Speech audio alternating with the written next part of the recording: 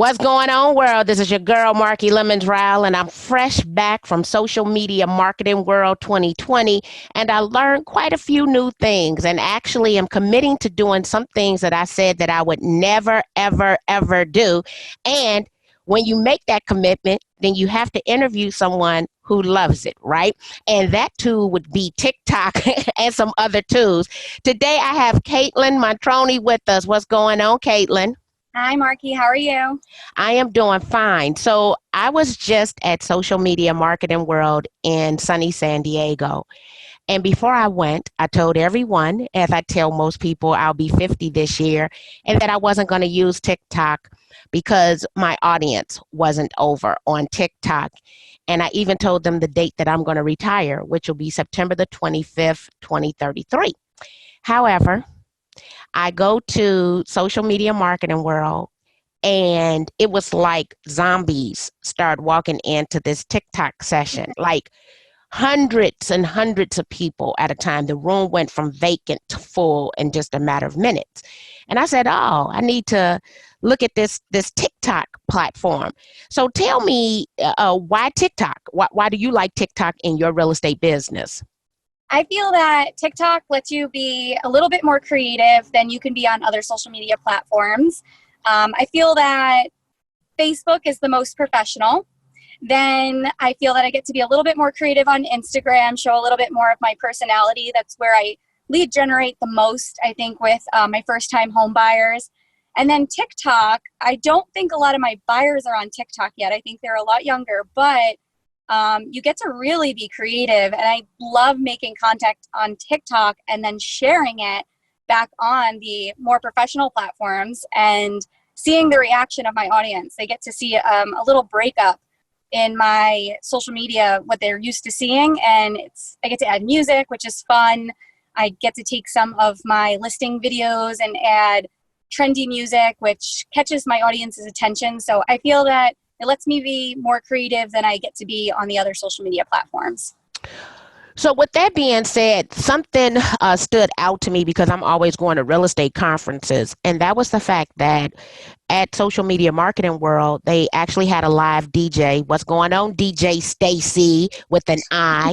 Let me say this, the mass majority of the people who were dancing were my age and older. Because one, we don't care about how we look in public, right? So we will dance whether we're on beat or not. So I noticed that everybody 50 and older, who I assume was 50 and older, they were enjoying the music and the DJ, right? And so you said music and trending. So not only did I go to Social Media Marketing World, there's a millennial agent. His name is J-Man Monero. And when we were at R4, he didn't make me, I actually volunteered to do a TikTok with him. And the engagement on Facebook, on Instagram, on LinkedIn has actually been phenomenal. So when I did the video with him, and then I went to Social Media Marketing World, I'm like, oh, I need to implement this TikTok thing into my business. So you say creative, right? What do you think your most creative piece entailed?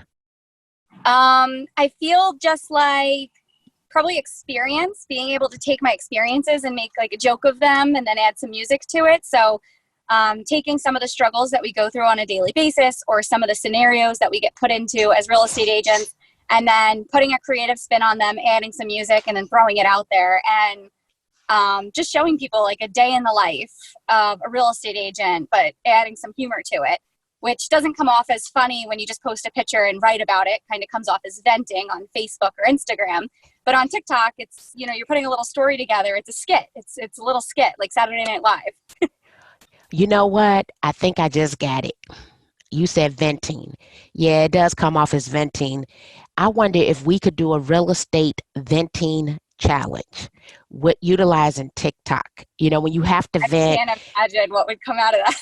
Oh my God. I mean, like, I'm just thinking all of the lockbox TikToks, all of the no-show TikToks, all of the can't write a contract TikToks. Like, I think it would be, I'm going to write that word down, vent TikTok, because I'm thinking that we could come up with a phenomenon, right, with TikTok. So there are a couple of stats that stood out from the session that I attended. There are 1 billion active monthly users.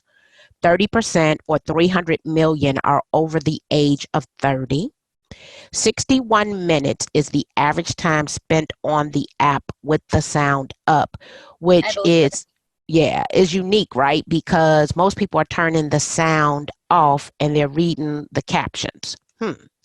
It is the fastest growing app, and it is the second most downloaded app in 2019. Some of the notes she stated was use hashtags that ideal customers use. And as a realtor, what we could do is to record 10 evergreen videos where we answer 10 questions, but then we pull that into the trending content because consistency on TikTok is substantially better than higher frequency. So those were some of the notes that I wrote down from the TikTok session, and I said that I was going to commit to it 30 days. Yeah, 30 days, just to see what the engagement numbers look like on the other platforms. And you said something, you're utilizing it as a creative tool, not necessarily to be popular on TikTok, but you're taking that content to other platforms where it's unique content on that platform. Yeah. And then, so when you go to upload a video to Instagram and you want to add music, you have to own the licensing rights to that music. The nice thing with TikTok is they've already purchased all the licensing to hundreds of thousands of different soundtracks. So if you want to upload something with music to it, you don't see a lot of that on Instagram because a lot of people don't own the licensing to it. But if now you're going to take something from one platform and share it, you're now sharing something very different. So it stands out when you're doing that on Instagram, and people do enjoy it. It's entertaining for them. Now that I did not know, and that makes sense because it was Musically before it was TikTok. Yeah. Oh, so they have the music rights and people can hear the tunes that would then be copyright infringement on other platforms. Did not know that. Okay. Yeah, which Now is that really cool makes for house videos too. Like if you have a walkthrough of a house, and typically the people, like your videographers and stuff, they'll add like some classical music or something very generic. But if you want it to be a little edgy and some of the times you have these beautiful houses and you're like, this just needs a good beat, and you can't do that on Instagram without it being taken down. But you could do that on TikTok and then share it, and it really gives your videos some, I think it gives them some life. Yeah, I think, well, let me say this. The video we did, it was definitely some life in the video. And I was actually surprised by the engagement of the video, and I did it with a dance partner. So what we have decided to do, there's a real estate instructor event that goes on in Wichita, Kansas. And the average age of a real estate instructor is probably older than the average age of a realtor, being 54. So we're looking through TikTok now to come up with TikTok easy challenges for the real estate education summit that we're attending.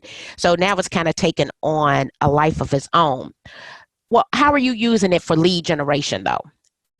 For right now, I don't find that I'm generating too many leads organically from the app, but I am generating following through the app, and I am generating, it does pull in local followers. So you are going to grow organically in your local market.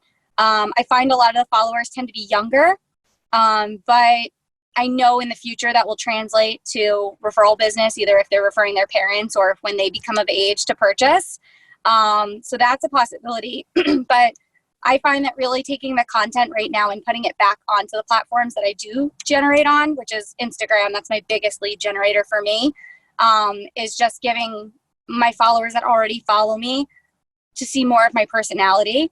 And then from that, I feel like that's increasing my following and being able to generate more leads from the platforms where I already get them. So from TikTok, I don't feel like people are messaging me and saying, hey, I want to buy a house.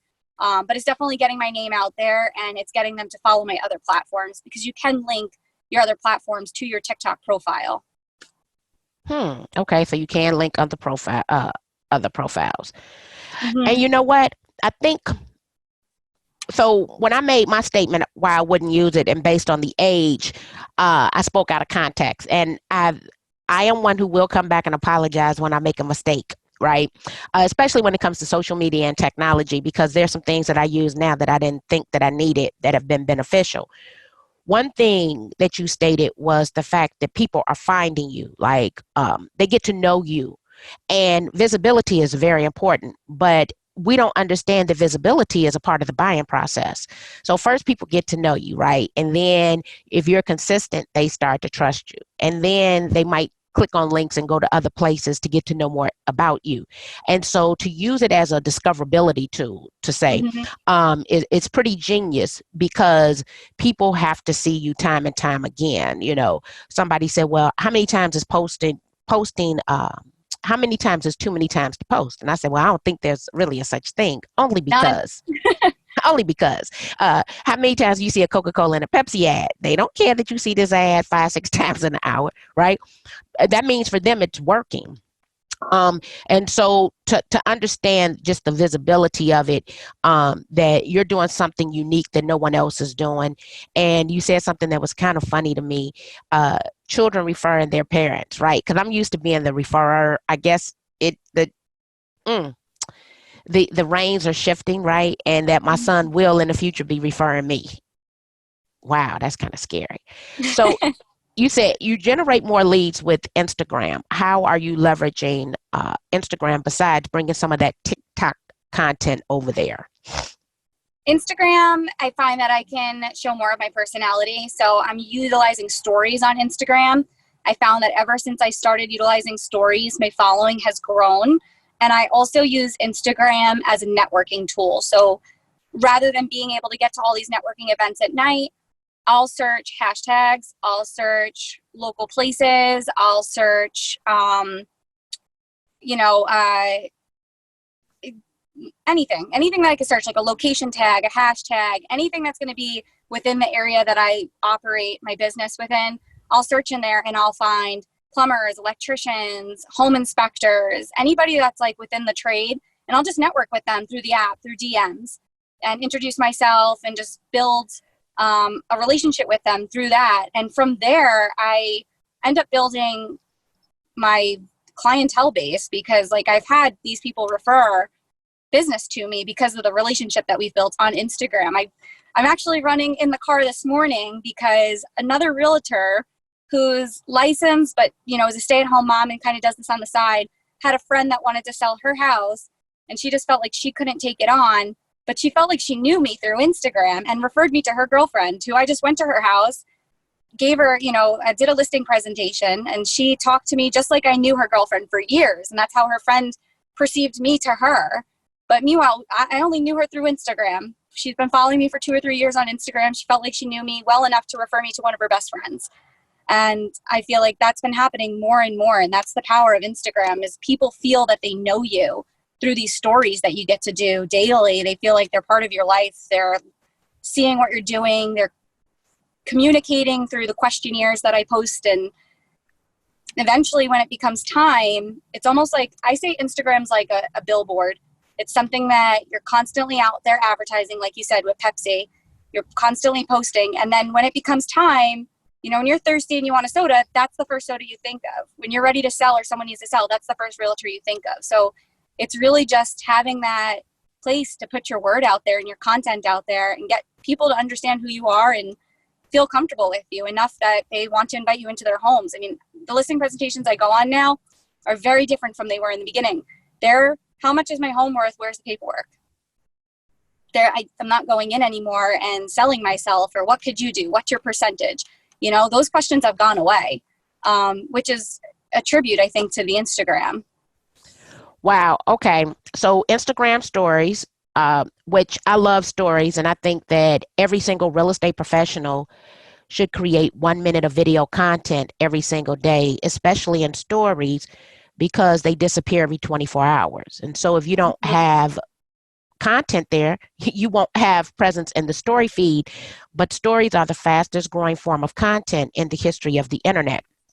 So I'm loving how you're leveraging stories and committed to it. I think what you stated that was unique was utilizing Instagram as a networking tool. And it's so easy to do, but I never thought of it like that, because I can follow the hashtags. I can go and look at location-based check-ins. And actually, it's what I do. I just kind of never thought, I do it when I'm not at home, but I never thought about doing it while I'm here. How about that? So if I'm going to an event, I'm looking at everybody posting to that hashtag. I'm looking at other people who are at the location who I might not know. And then I start engaging on their content. And so it's so easy to be able to do that with stories because of how the searchability with inside of Instagram. So I'm thinking you don't have to go to every event or have a fear of missing out in your local marketplace. You could stay at home, you could attend multiple events online and start engaging people like the plumber. And one thing that I went to look up, there's this guy named Roger Wakefield. He's a plumber and he's like a social media guru because he's leveraged these tools in order to promote his plumbing business. Like an extensive YouTube channel, Instagram, he's everywhere. But he started using social media not to become a social media sensation, but in order to grow his plumbing business. So I'm just seeing how everything ties in. Now, questionnaires, what type of questionnaires are you doing in order to build that engagement? It could be anything from getting them involved in like a rehab process. So if someone's flipping a house and they're like, oh, should I put this laminate floor in or should I put a carpet in this room? For example, I had a house that had a pool in the backyard and they wanted to carpet this living room. And I told them, no, go for the upgrade to the laminate hardwood flooring. And we did a questionnaire and so many people wrote in, do the flooring, do the hardwood flooring. It's right off of the pool area. Every mom's going to want, the kids coming in from that room onto a hardwood floor. They're not going to want it to be carpet.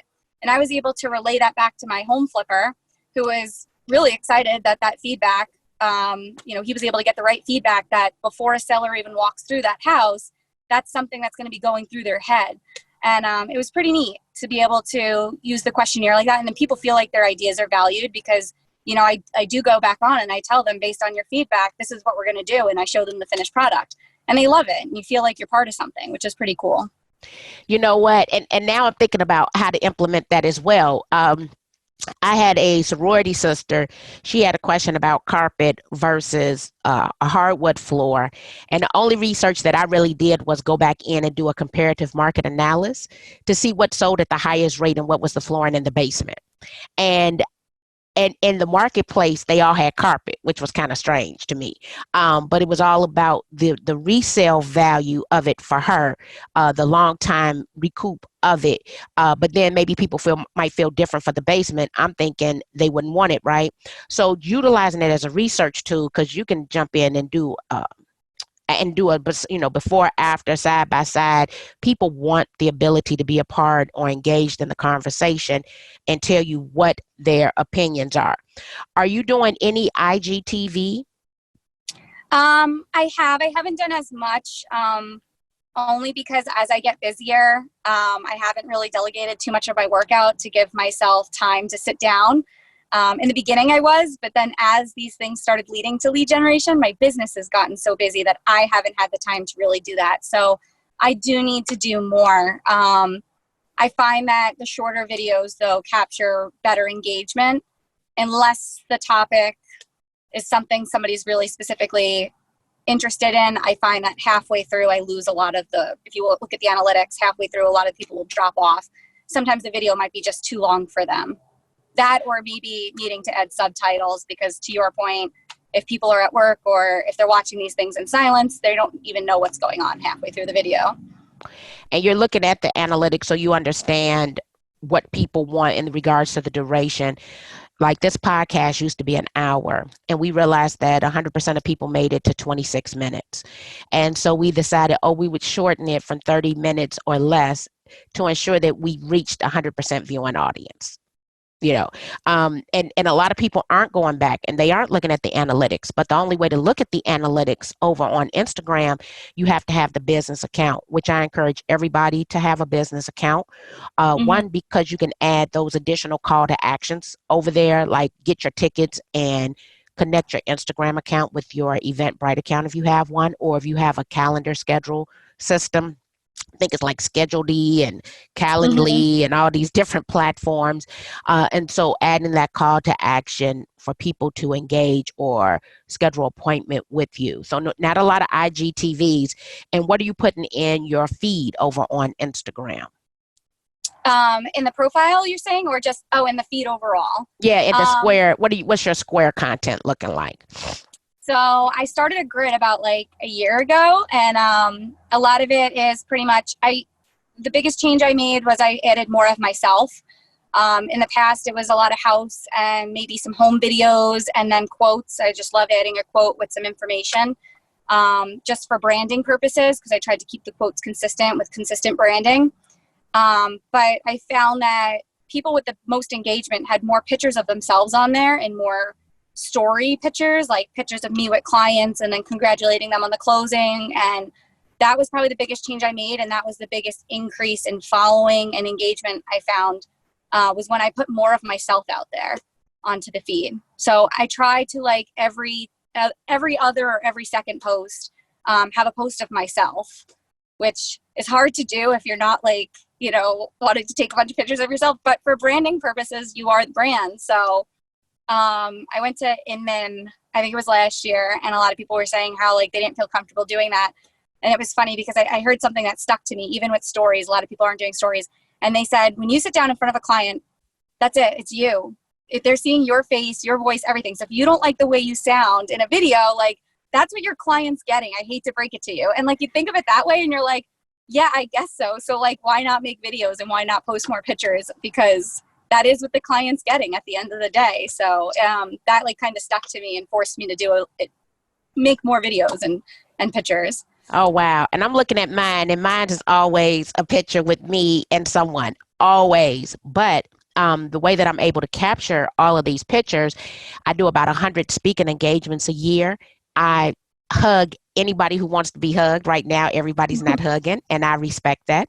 But if they ask me a question or they're in my space, I always ask them if we can take a selfie. So if I looked at the last 6 photos I posted, all of them are essentially pictures with me and other people at events from the last week, the last 7 days, actually. And I'm like, wow, that's a lot of pictures of you with people. Now, because I'm in real estate and I meet so many people, I'm very intentional that I highlight everybody. And so now that I'm looking at my feed, you might see me with a person of color, then you might see me with someone Hispanic, then you might see me with someone Asian, then you might see me with someone Caucasian, but it's not going to be just one race in my feed because I service everybody. And I'll go back and I actually look at it and I'll be like, yeah, Marky, no, you need to post this picture. So I'm capturing pictures and I'm being very intentional about having a feed that represents everybody, which is I know that's a lot of work, but you have a grid, right? And people could be that intentional in their grid if they desire, or they could start highlighting a business in their marketplace. Every time you go in, take a selfie with the owner or a special that they have that day, because if you highlight the businesses in the community, they will reciprocate. The businesses in my neighborhood, they love me because I'm always talking positive about those businesses. And if they have horrible service, I don't talk about them at all.